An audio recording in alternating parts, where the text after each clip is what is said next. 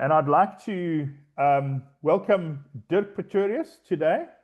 And, Dirk, it's always such a pleasure and a privilege, really, from my side to interview these various professionals from various fields and get to know you from a professional perspective. And, of course, your personality comes through, your history, your character, all of those things. So I really love these interviews. Very much looking forward to your interview, being aware of your name through quite a bit of the work I've done this year. So welcome. And, I'm looking forward to engaging with you. Ian, thank you so much for the opportunity. I think this is a great platform and assistance, in terms of the expert witness guideline as well, to present ourselves and what we do from various angles. So thank you for the opportunity to be here. No, it's a great pleasure, and this really is a platform to get to know the individual participants so that, as a group in during the course, you get such an insight into each other, which I think is very important. But also if my view is that if you are going to commit your time, your money, your resources to this training, I want people to be aware of that and to give that sort of platform so that you can then showcase that. I think it needs to be rewarded. But yeah, so that's fantastic. So let's get into you as a professional and maybe start with your background, where you qualified, where you're from geographically, and then you could just lead us through your vocational training and work experience. Super. Ian, I am originally grew up on a wine farm between Worcester and Ceres, so from the Boland or more the Breda River Valley, Okay. that side, So currently I'm stationed in Paarl, where I live, and my practice is as well. And I've got quite a national profile in terms of my work that I do. So I operate nationally, but most of my work is Western Cape and Eastern Cape side. In terms of qualifying, I'm a Māori. So I, studied at Stellenbosch University after school and did my master's in 2011, 2012, around that time. And after that internship and qualified. And from there on, my career developed in an interesting way that I started as an intern, or my internship was at Mazars, the international auditors.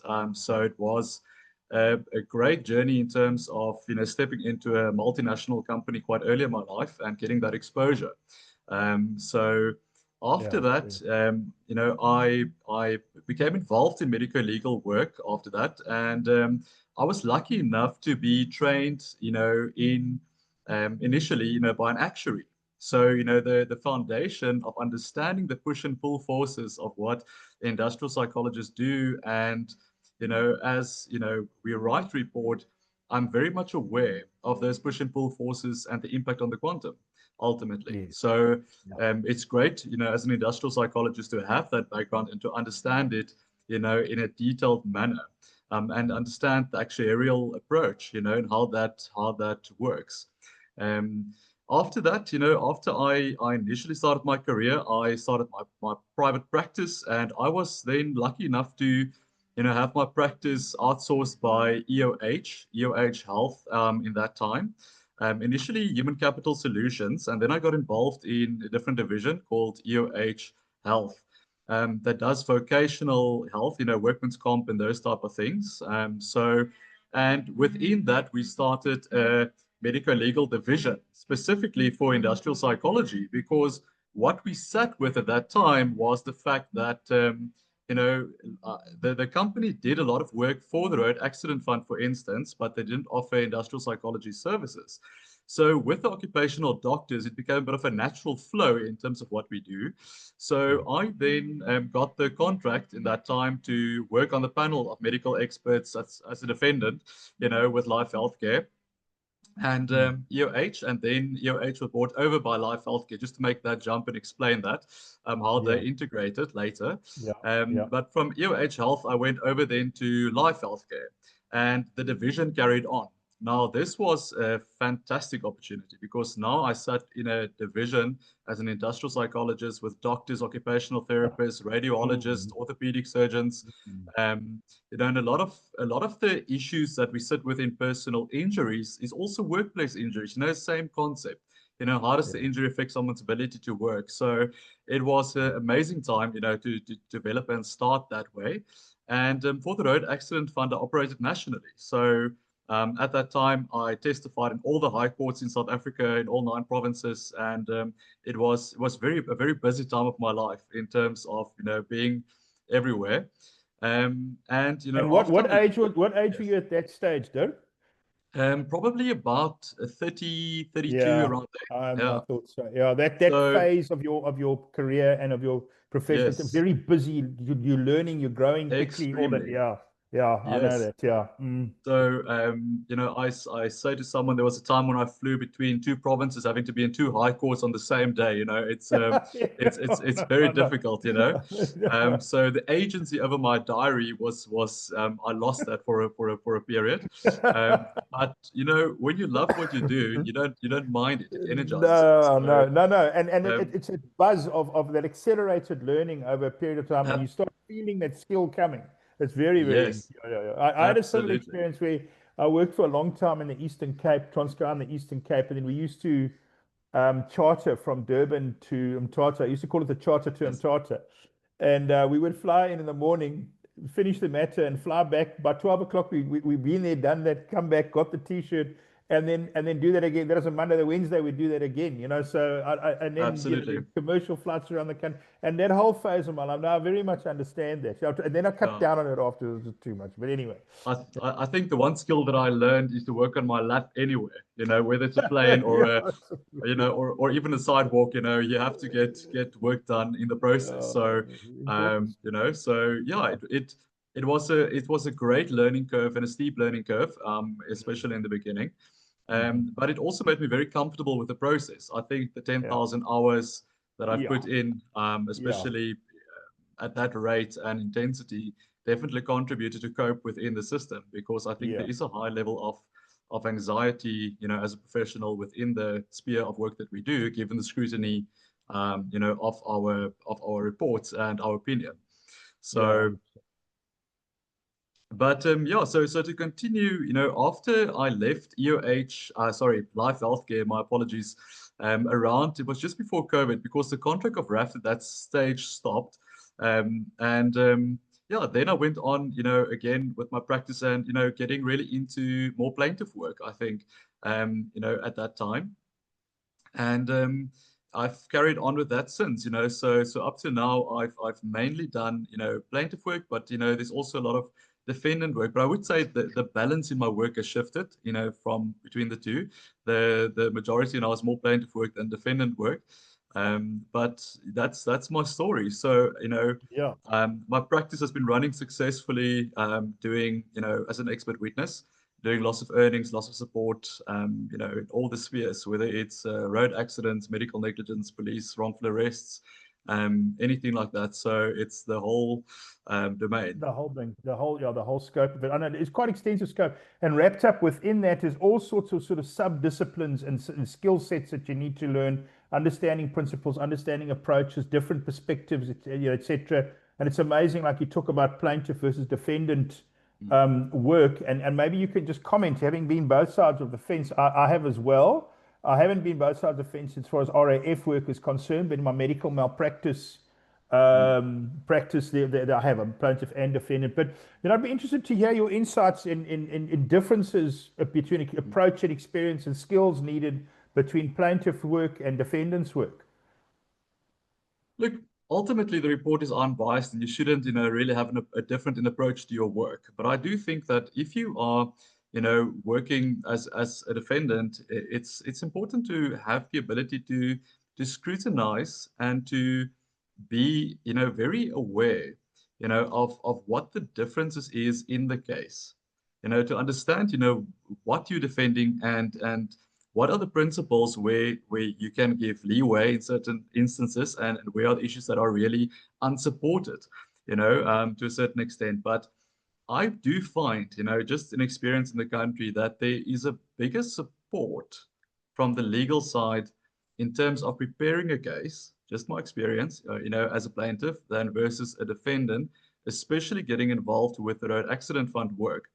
Oh I yeah. think at that stage, what I found was that the volumes of work, that some attorneys had, were I won't say difficult to manage, because that calls for the operation of their minds. But I did find that it wasn't as intensely scrutinized in terms of evidence, available, and before taking a case to court, and having a bit of a more natural flow. So many times my experience was pitching up at court and there's absolutely no one, or, it's just unprepared, if I can put it that way.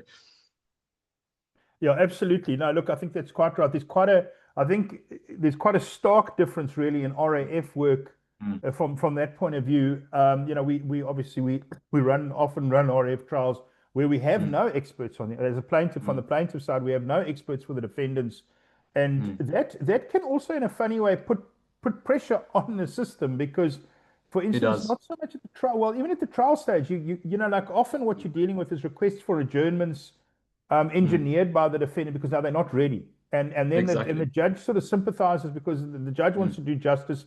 They don't want to just hear one side of the story.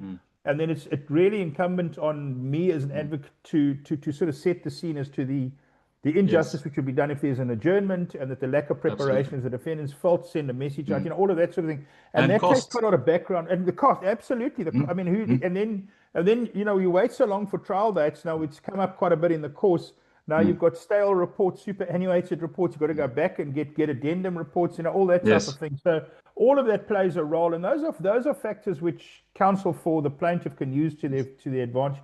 But it's a very different experience. And then on the medical malpractice front, I would just say briefly, I suppose this is medical malpractice and RAF, but I think of it as the plaintiff as the bowler and the defendant as the batsman. So it's good analogy.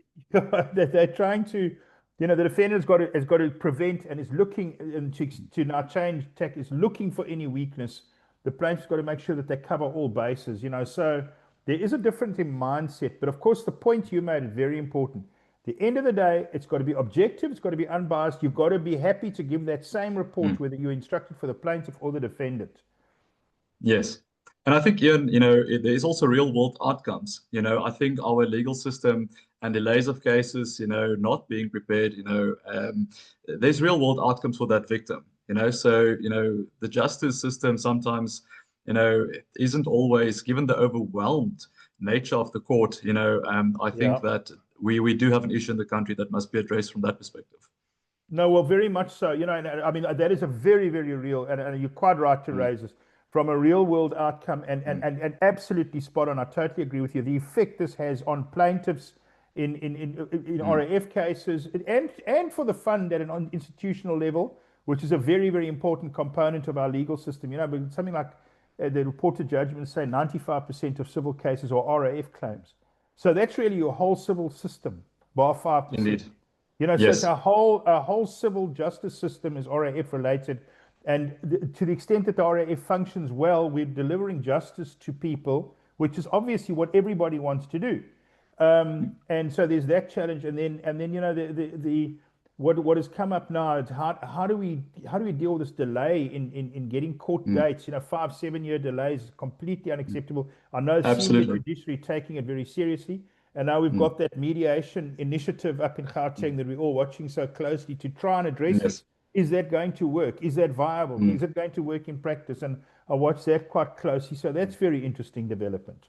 Yes, I mean, I'm very pro that. I'm myself is a qualified medical malpractice mediator. So, it's if that's the way that we can facilitate, justice, then that is definitely an approach that one must be able to take, or open the option. But again, you have to have people that are competently trained not 100%. To harm those victims, And I think 100%. We've got a long way to go, in terms of practitioners qualifying, and getting the experience and getting comfortable with the process and being able to manage that responsibility, because as an expert witness, we understand our responsibility, which is well regulated in the court sphere. But the question is, outside the court, how does that picture look? What are the checks and balances that will be implemented in managing that relationship? No, that's absolutely right. And just to touch on mediation for a moment now, you're quite right to point out that training and that very, very special role that a mediator plays. And I don't know who did you do your training with? MIM. Okay, yeah. So mediation, myself as well. So now look, Alan Nelson's outfit sets up, and he's also from your neck of the woods now. I realize. I actually went there. I stayed on his farm while I did the training, and I had a lovely place. lovely place, and had drank some red wine, and we had some good conversations, and a little bit of history as well, and a coach tour. So it was Indeed. lovely. But the thing is, the standard that organization sets, and actually Mm, all of these, all the well reputed RMOs, the standard mm, that they set, and the need for, I mm. say that from an institutional perspective, the mediators, if anything, is even more important, the identity of the mediator than a judge, Yes. because I find the Yes. judge, there's a bit more of safety wheels, if you know what I mean, in the Mm. system, Indeed. because the judge doesn't have this kind of interventionist. They've got to be an adversarial system. Judge, Yes. this is very important, but with a mediator, you have to Mm. have the right, and they must. It's critical that they're properly qualified and experienced. Absolutely. Okay, Dirk, so that's fantastic. Now, just the other thing that I wanted to, something that you commented on that caught my attention. We talk about the two types of injury, two types of diagnoses. So, Mm. and the injury diagnosis, the injury itself, and then the outcome diagnosis, which is effectively Mm. how that injury impacts on Mm. that patient's work life in general. So, work skills, Mm. enjoyment of life, all of those factors taken up. But you made some comments on that. Maybe you can just take us through that, and also a little bit of your.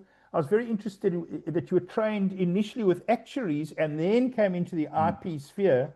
Very Mm. interesting. So maybe just give us some comments on that. Yes, I think that, in terms of, the outcome diagnosis, we must obviously also look at prognosis, and that is something that's left out in many reports Yeah, sometimes. But just to yeah, comment on that, if we look at the USA system, for instance, what we find there is there's a much closer relationship between injury and then rehabilitation that takes place immediately. Our right. country doesn't have that, so quickly available in the system for everyone.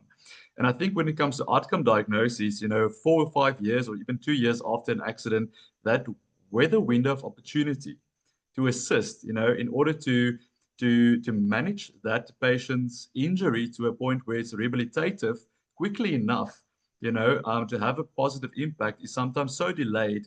And I think that's part of the reason why people in SA, have such high claims, because we don't have that fast, quick Yeah. acting access to proper health. If we talk about outcome Mm, diagnosis, mm, mm. um, only having access to treatment once a claim is settled, and I think that is something that is very unjust in my opinion. I think many of our cases can be brought down if we had proper access to immediate care for these individuals, for that treatment plan to be put in place immediately, in order to bring down, the adverse impact of those injuries. I think the second point I want to make on that just is in SA, what I find as an IP is that many people work doing physical work, unskilled physical and lower semi-skilled work. Unfortunately, if someone is injured orthopedically or even neurocognitively, but more so physically, incapacitated, or there's a vocational narrowing in terms of their physical ability, they can't work, and there's very limited options in South Africa, to do, anything alternatively. So the bulk of the people in the country do unskilled and semi-skilled work, which are physical in nature. So once your physical capacity is hampered, I think that has an extra impact, especially in the South African context of the type of jobs available, that people do. The second point you asked me is to comment on, from the actuarial side. So Mm. yes, Very interesting as well. Mm. I think that understanding as a qualified industrial psychologist working under the supervision and the of an actuary, that was very interesting for me to understand the impact of what I'm saying and how that translates into ultimately being interpreted by the actuary and the final quantum. And also just being able to interpret, an actuarial report and understanding the different variables that make up the final calculation. So that has been very helpful. And I think that is I personally think I've got a big advantage. So many times, attorneys will send me, actuarial reports and IP reports that not mine, but others, and ask me, has it been interpreted correctly, for Yeah. review. So Yeah. yes. And it's so important because you'll have heard me say, so look, I mean, the structure, and certainly this is what I Mm, use, but it does reflect it, is you have your sort of foundational medical mm, reports, your mm. orthopedic surgeon, neurosurgeon, OT, the physio, all of that. And then Mm. and then you have your numbers at the end, but the bridge between the two is your IP. Yes. And so it's almost, to me, it's like translating from one language Indeed. into another language. You're Yes. translating Well really said. words into figures, and Indeed. it's Indeed. all of that to me is it's fascinating how that's done. But again, Mm, it goes to similar to what we talk about the mediator, the person that's involved in mm. that. Yes, you have an objective process, but it's the Yes. subjective, that human element of who is interpreting from the one language to the other, which is Yes. so key, and that you need the right Indeed. experience and the right expertise. Yes. And I think as IPs, words have consequences, 100%. Well, that's and I law. think That's law. that's law. So I think, Yeah. using words like likely, probable, improbable, unlikely, 100%. it's Yes. those things you don't know by heart. You learn them as you go along. But You learn them but as that you has go been through very helpful to experience. know them from the beginning, and to understand, what makes up the ultimate interpretation of the IP report and the actuarial I can report. just tell you quickly, about 3 weeks ago, we had a matter where we initially, everything was in dispute. We managed to, during the course of the day, we narrowed everything down through negotiation, settled quite nicely. But what was left was contingency. So we're just going to argue contingencies. And my opponent tried to argue that there should be increased contingencies, not just not the starting point 0.5% per year, but there should be increased contingencies. And I said, but there's nothing in any of the expert reports to indicate any foundation for increased contingencies. Therefore, the court can't look at increased contingency. And the judge accepted that. Now, that's a very good example of, and there are many, but that's a very good example of where words matter. If an Yes, expert feels that there's an increased prospect of something happening, and they should be indeed. detailed about, and there should be Yes, increased contingencies for these reasons, and I would absolutely. I would recommend that they actually go to what are the normal general contingent. You would know this. What are the normal Yes. general contingencies that within that 0.5% per annum, and why and how should that be varied from? Be specific. You Yes. see. Yeah, I mean, So having an escalating contingency is not abnormal if there's something like deterioration or arthritis or something that's going to cause that individual, to gradually lose their ability to work, to have the vocational narrowing increasing over time. So, it can be done. I find it almost strange that it's not more applied, more common. can I tell you, that's a very good observation, because yeah, at the sort of sharp end of it, as an advocate, I can tell you many matters settle everything except contingencies. And the Yes. reason for that often is what happens is that there's no mandate to settle. But the defendant's counsel knows if it was just up to the advocate, the Mm. matter would settle, but they don't have a mandate. So what they do is they settle everything except contingencies. And when they have a contingencies argument, now they've got a judgment. So then Yes. they're within their 4 lanes, within the lanes. But so what happens? Contingencies are actually extremely important for that reason. And Very. I must actually do some work on contingencies, because what Mm. I'm looking for as an advocate is, in what circumstances should there be increased contingency, and what should an expert do to lay the foundation so that the advocate can Mm. argue effectively on those increased it is so important. Yes. Yes. Absolutely. I fully agree Okay, with you. Dirk, I I do think think yes, please carry on.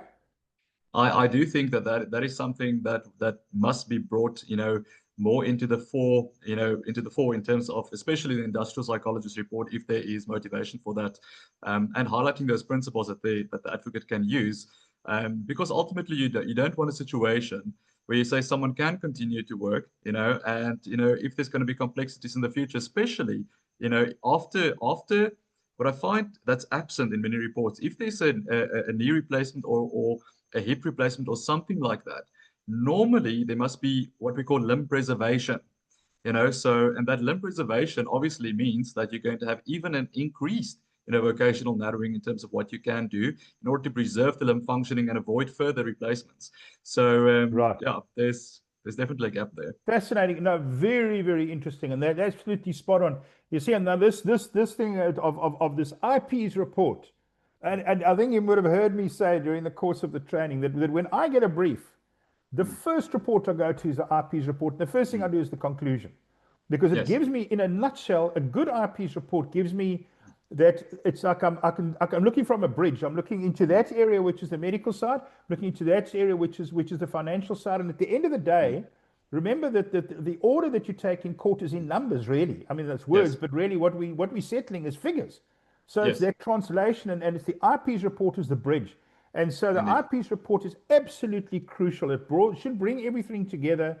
and it should then correctly forecast into the court order, the numbers that eventually we're going to take. So no, fantastic. All right, listen, fantastic, very, very nice interview. Thank you, Dirk, so much. I've thoroughly enjoyed it.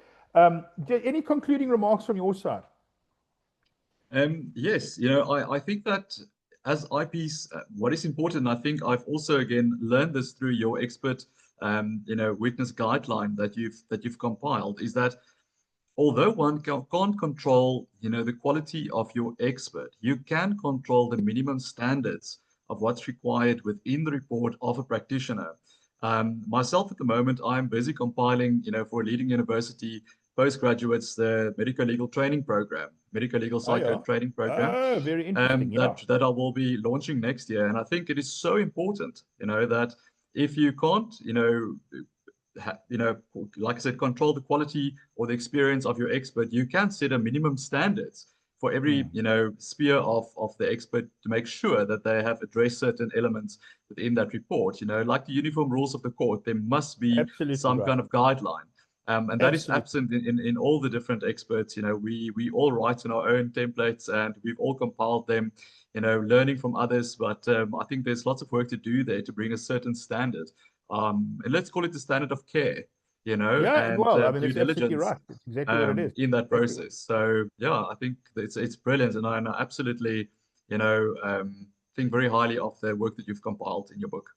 Well, thank you so much. We try to, you'll see, and we will actually expand on this in future courses, the message on this. But what we try to do in that expert witness guide is, as I say, it's not prescriptive because people have their own Yes, templates. But what's important is that those principles, so we look at the legal yes, principles, the first two modules, and then we try to integrate it without, sort of into the structure of the report. So that you don't have to, so the individual expert doesn't go out and have to think too much about the principles. They're sort of built yes, into, if you follow that checklist, then those indeed. principles will come through. We work quite hard on that, Dirk. But yeah, Brilliant, thank you so much. Yeah, well, we're going to have to carry on, and obviously, as we go on, we develop it and we keep it updated as well. Listen, it's been indeed. No, fantastic, and again, I say this to everybody. I love these interviews. They are intellectually stimulating. I love getting to know my fellow professionals, and I learn so much about them and their background. And this interview is really there just to honor you and your professional achievements and your professional life, and as a token really of appreciation for investing in yourself and choosing us. And Dirk, it's been fantastic. I genuinely have thoroughly enjoyed it. So many of these interviews, I wish I could talk for 2 hours, but we've got, the real world does intrude. So thank you so much for your time. It's unfortunately. been an absolute pleasure. Thank you so much, Ian. Appreciate the time, mate. Thank you. Thank you very much. Cheers, Dirk. Bye All the bye. best. Cheers in. Bye bye. Bye bye.